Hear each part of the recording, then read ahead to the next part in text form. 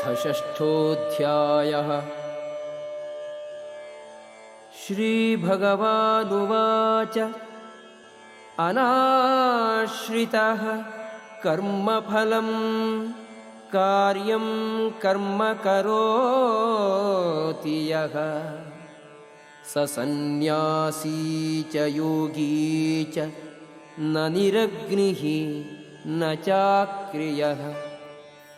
The Supreme Personality of Godhead said, "One who is unattached to the fruits of his work and who works as he is obligated is in the renounced order of life, and he is the true mystic, not he who lights no fire and performs no duty." यं सन्न्यासमिति प्राहुः योगं तं विद्धि पाण्डव, न ह्यसन्न्यस्तसङ्कल्पो योगी भवति कश्चन।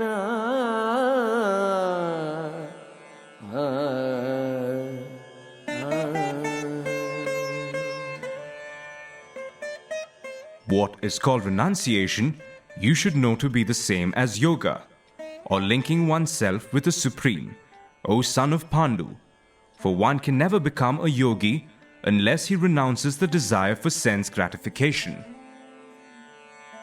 आरुरुक्षोः मुनेर्योगं कर्म कारणम् उच्यते, योगारूढस्य तस्यैव शमः कारणम् उच्यते। For one who is a neophyte in the eightfold yoga system, work is said to be the means, and for one who is already elevated in yoga, cessation of all material activities is said to be the means.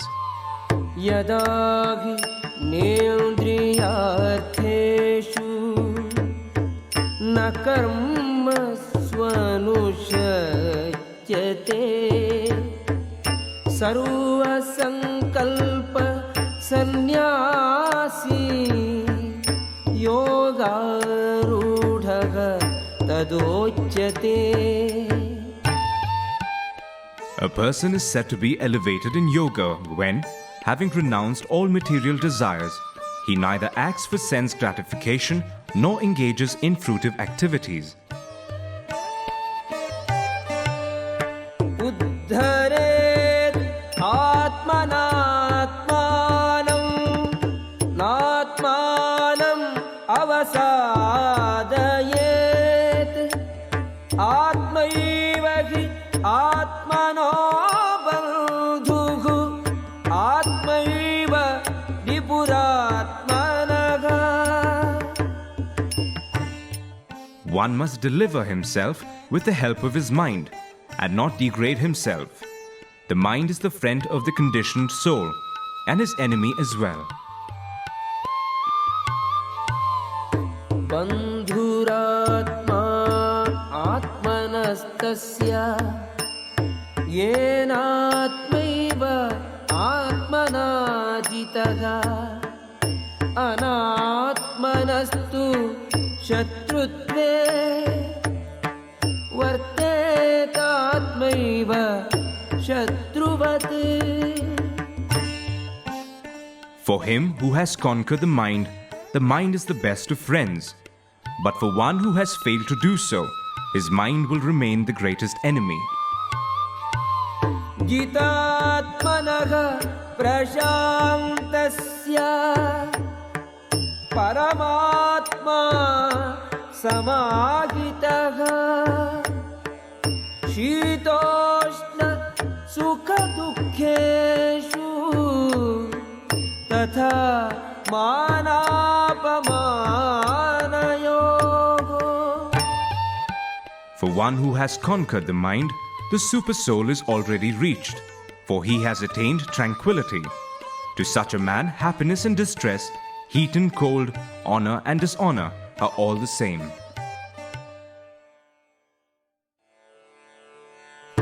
ज्ञान विज्ञान तृप्तात्मा कूटस्थो विजितेन्द्रियः युक्त इत्युच्यते योगी समलोष्टाश्मकाञ्चनः. A person is said to be established in self-realization and is called a yogi or mystic when he is fully satisfied by virtue of acquired knowledge and realization. Such a person is situated in transcendence and is self-controlled. He sees everything, whether it be pebbles, stones or gold, as the same. सुहृन्मित्रार्युदासीन मध्यस्थद्वेष्य बन्धुषु साधुष्वपि च पापेषु समबुद्धिः विशिष्यते. A person is considered still further advanced when he regards honest well-wishers, affectionate benefactors, the neutral, mediators, the envious, friends and enemies, the pious and the sinners, all with an equal mind. Yogi yunjita satatam atmanam rahasi sthitaha ekaki yata chittatma nirashira parigraha. A transcendentalist should always engage his body, mind and self in relationship with the Supreme. He should live alone in a secluded place and should always carefully control his mind. He should be free from desires and feelings of possessiveness. शुचौ देशे प्रतिष्ठाप्य स्थिरमासनमात्मनः नात्युच्छ्रितं नातिनीचं चैलाजिनकुशोत्तरम्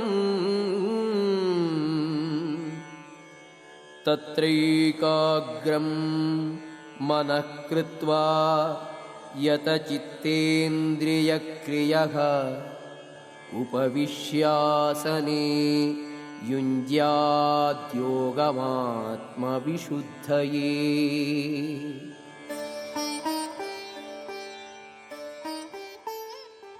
To practice yoga, one should go to a secluded place and should lay kusha grass on the ground and then cover it with a deer skin and a soft cloth. The seat should be neither too high nor too low and should be situated in a sacred place. The yogi should then sit on it very firmly and practice yoga to purify the heart by controlling his mind, senses and activities and fixing the mind on one point. समं कायशिरोग्रीवं धारयन्नचलं स्थिरः सम्प्रेक्ष्य नासिकाग्रं स्वं दिशश्चानवलोकयन् प्रशान्तात्मा विगतभीः ब्रह्मचारिव्रते स्थितः मनः संयम्य मच्चित्तो युक्त आसीत मत्परः.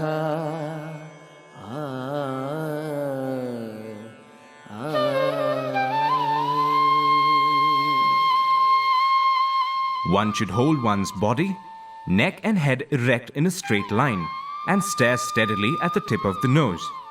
Thus, with an unagitated, subdued mind, devoid of fear, completely free from sex life, one should meditate upon me within the heart and make me the ultimate goal of life. युञ्जन्नेवं सदात्मानं योगी नियतमानसः शान्तिं निर्वाणपरमा मत्संस्थाम् अधिगच्छति. Thus, practicing constant control of the body, mind and activities, the mystic transcendentalist, his mind regulated, attains to the kingdom of God or the abode of Krishna by cessation of material existence. नात्यश्नतस्तु योगोऽस्ति न चैकान्तम् अनश्नतः न चाति स्वप्नशीलस्य जाग्रतो नैव चार्जुन. There is no possibility of one's becoming a yogi, O Arjuna, if one eats too much or eats too little, sleeps too much or does not sleep enough. युक्ताहार विहारस्य युक्तचेष्टस्य कर्मसु युक्तस्वप्नावबोधस्य योगो भवति दुःखः. He who is regulated in his habits of eating, sleeping, recreation, and work can mitigate all material pains by practicing the yoga system. यदा विनियतं चित्तम् आत्मन्येवावतिष्ठते निःस्पृहः सर्वकामेभ्यो युक्त इत्युच्यते तदा. When the yogi, by practice of yoga, disciplines his mental activities and becomes situated in transcendence, devoid of all material desires, he is said to be well established in yoga. यथा दीपो निवातस्थो नेङ्गते सोपमा स्मृता योगिनो यतचित्तस्य युञ्जतो योगमात्मनः. As a lamp in a windless place does not waver, so the transcendentalist, whose mind is controlled, remains always steady in his meditation on the transcendent self. यत्रो परमते चित्तं निरुद्धं योगसेवया यत्र चैवात्मनात्मानं पश्यन्नात्मनि तुष्यति सुखम् आत्यन्तिकं यत्तद्बुद्धिग्राह्यम् अतीन्द्रियं वेत्ति यत्र न चैवायं स्थितः चलति तत्त्वतः. यं लब्ध्वा च परं लाभं मन्यते नाधिकं ततः यस्मिन् स्थितो न दुःखेन गुरुणापि विचाल्यते तं विद्या दुःखसंयोगवियोगं योगसंज्ञितम्.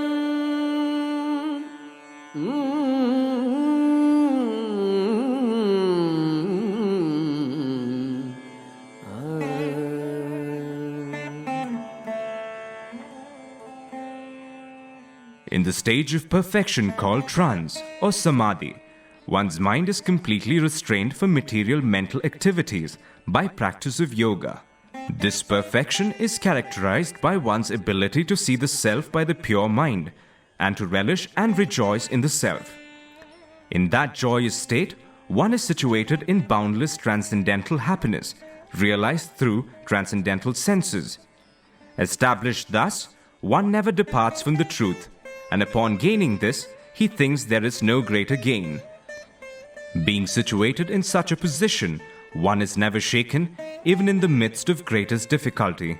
This indeed is actual freedom from all miseries arising from material contact.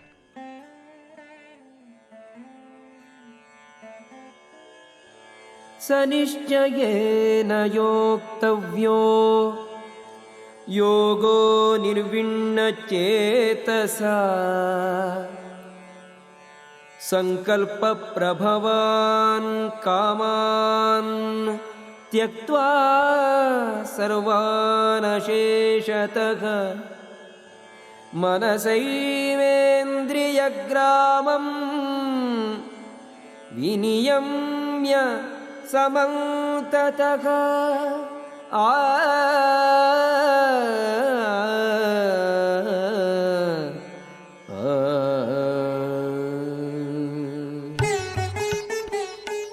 One should engage oneself in the practice of yoga with determination and faith and not be deviated from the path.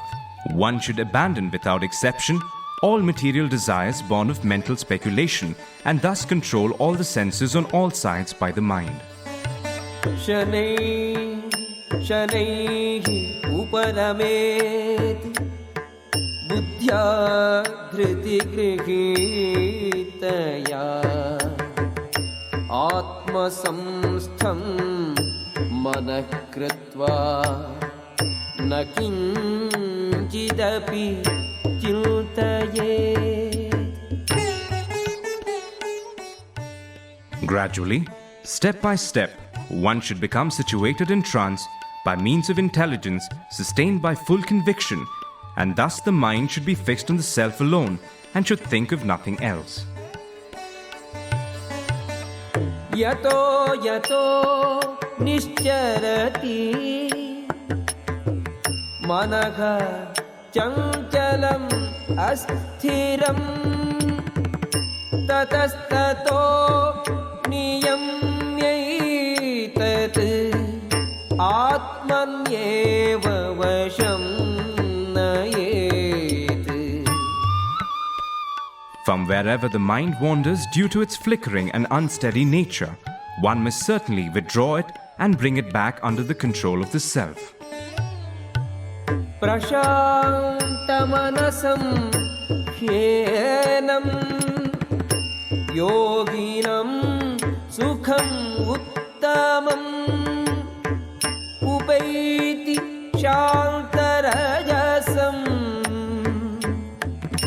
ब्रह्मभूतम् अकल्मषम्.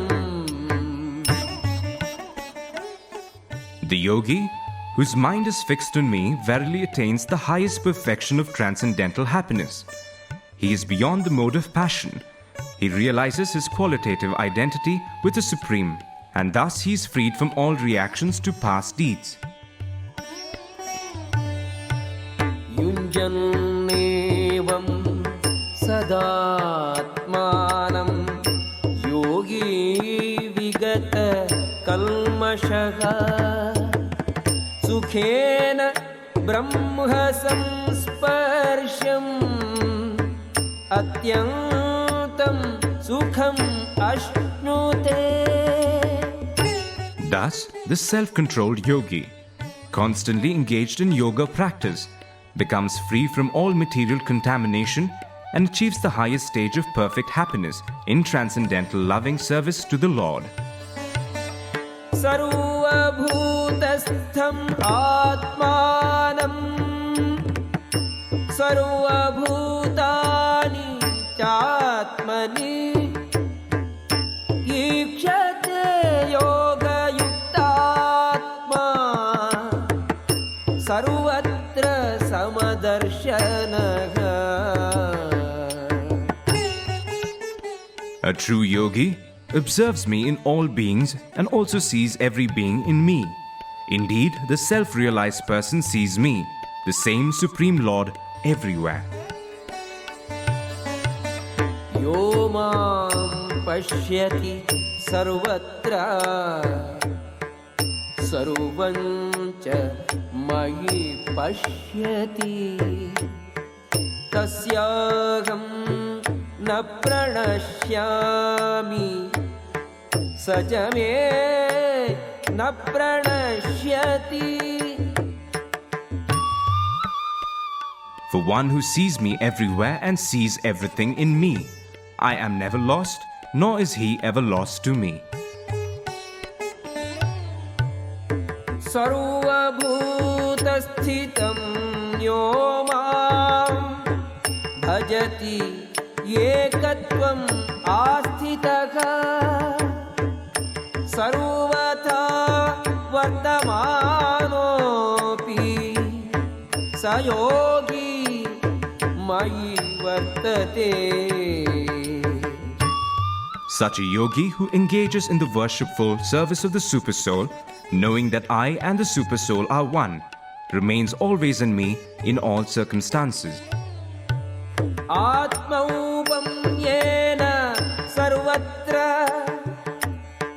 samam pashyati yorjuna sukham va yadi va dukkham sayogi paramo mataha.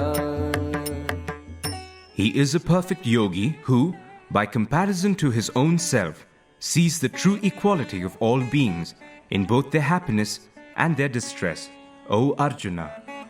Arjuna uvacha yoyam yogastvaya proktaha samyena madhusudana etasyaham na pashyami chanchalatvat sthitim sthiram.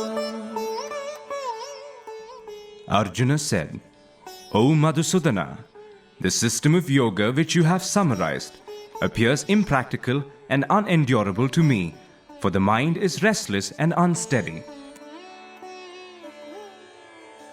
Chanchalam hi manah Krishna pramathi balavadrudham tasyaham nigraham manye vayoriva sudushkaram.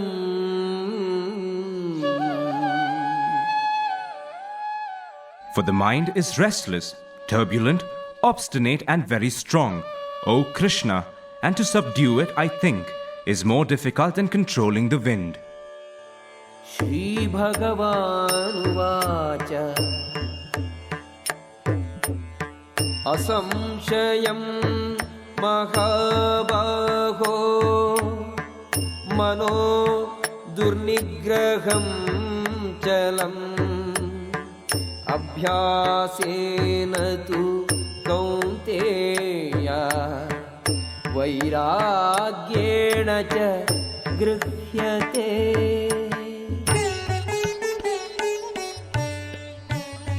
Lord Shri Krishna said, O mighty armed son of Kunti, it is undoubtedly very difficult to curb the restless mind, but it is possible by suitable practice and by detachment.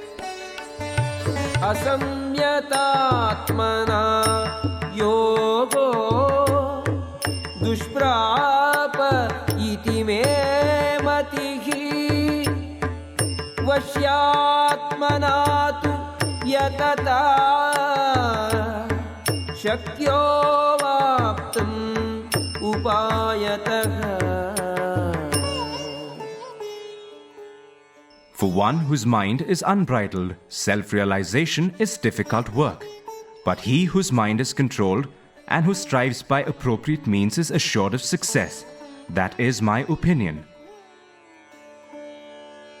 Arjuna uvacha ayatihi shraddhayopeto yogacharitamanasah aprapya yoga samsiddhim Kam gatim Krishna gacchati.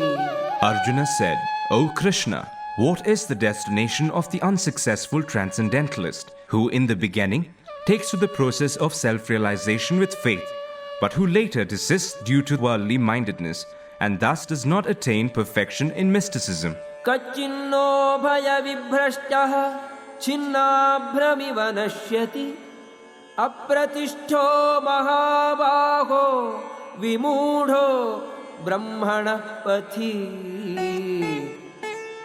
O mighty armed Krishna, does not such a man who is bewildered from the path of transcendence fall away from both spiritual and material success and perish like a riven cloud with no position in any sphere? Ye tanme samshayam Krishna छेत्तुम् अर्हस्य शेषतः त्वदन्यः संशयस्यास्य चेत्ता न ह्युपपद्यते. This is my doubt, O Krishna, and I ask you to dispel it completely. But for you, no one is to be found who can destroy this doubt. Shri Bhagavanuvāca Parthanaiveha Namutra Vināṣaha Tasya Vidyate Nahi Kalyāna Krit Kaśchit Durgatim Tāta Gacchati. The Supreme Personality of Godhead said, Son of Pritha, a transcendentalist engaged in auspicious activities does not meet with destruction either in this world or in the spiritual world. One who does good, my friend, is never overcome by evil. Prapya punya kritan lokan ushitva shashvati samaga shuchinam shrimatam gehe yoga bhrashto bhijayate. The unsuccessful yogi, after many years of enjoyment on the planets of the pious living entities, is born into a family of righteous people or into a family of rich aristocracy. Athava yoginameva kule bhavati dhimata etadhi durlabhataram loke janma yadidrisham. Or, if unsuccessful after long practice of yoga, he takes his birth in a family of transcendentalists who are surely great in wisdom. Certainly, such a birth is rare in this world. Tatra tam buddhi samyogam labhati pauvadehikam yatate cha tato bhuyaha samsiddhau kurunandana. On taking such a birth, he revives the divine consciousness of his previous life, and he again tries to make further progress in order to achieve complete success, O son of Kuru. Purvabhyasena tenaiva hriyate hyavashopi saha jijñāsurapi yogasya shabda brahmati vartate. By virtue of the divine consciousness of his previous life, he automatically becomes attracted to the yogic principles. Even without seeking them, such an inquisitive transcendentalist stands always above the ritualistic principles of the scriptures.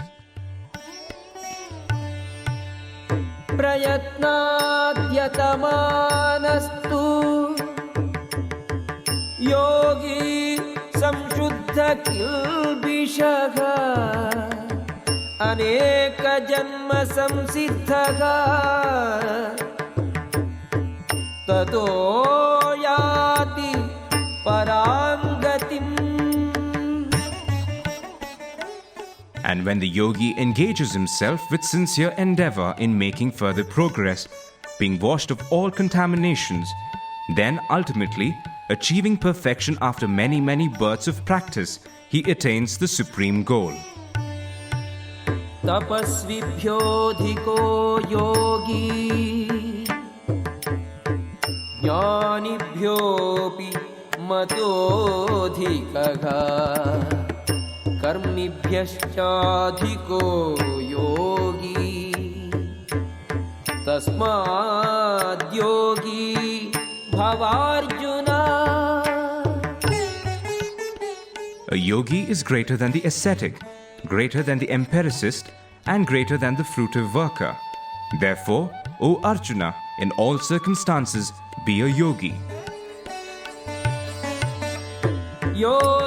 योगिनामपि सर्वेषां मद्गतेनान्तरात्मना श्रद्धावान् भजते यो मां समे युक्ततमो मतः. And of all yogis, the one with great faith who always abides in me, thinks of me within himself and renders transcendental loving service to me. He is the most intimately united with me in yoga and is the highest of all. That is my opinion. ॐ तत्सदिति श्रीमद्भगवद्गीतासु उपनिषत्सु ब्रह्मविद्यायां योगशास्त्रे श्रीकृष्णार्जुनसंवादे आत्मसंयमयोगो नाम 6.